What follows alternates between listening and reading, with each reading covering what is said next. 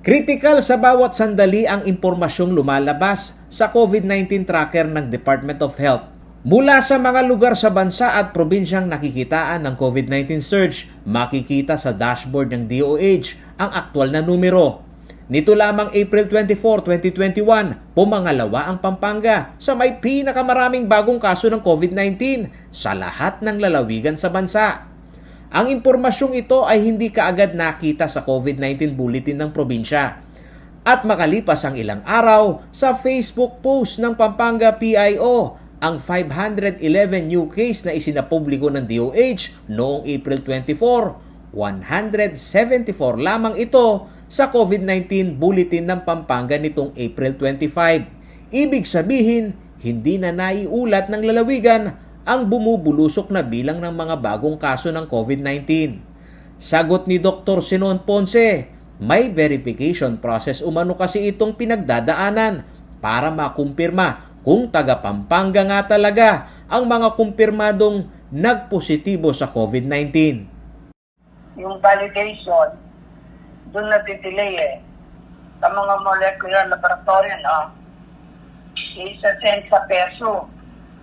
Ngayon ang peso, may coordinator siya, bawat bayan, i-validate. Kung nagpa-swab na ito, nandiyan na ba yung resulta, gano'n.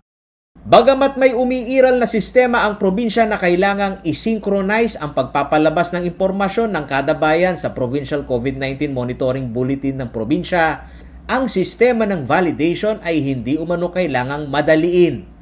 Ayon sa health reform advocate at dating consultant ng National Task Force Against COVID-19 na si Dr. Tony Leachon, hindi lamang sa Pampanga nangyayari ang ganitong insidente, kung saan hindi akma o parehong tali ang COVID-19 incident sa DOH at ng peso ng lalawigan. Katulad sa Quezon City, mas mababa yung kanilang reporting kaysa dun sa Department of Health. For some reason, hindi nga sila pareho. And yan ang nagiging problema even at the national level. Rasunable naman umano ang lokal na pamahalaan na maging maingat sa verification process dahil may mga mamamayan na kahit na hindi namamalagi sa kanilang hometown, ito ang kanilang inililista kapag sumasailalim sa swab testing. Kaya ang resolusyon umano dapat dito ay ang koordinasyon ng DOH sa LGU. Magtabi dapat yung DOH representative at saka yung provincial government para isa yung lalabas nila.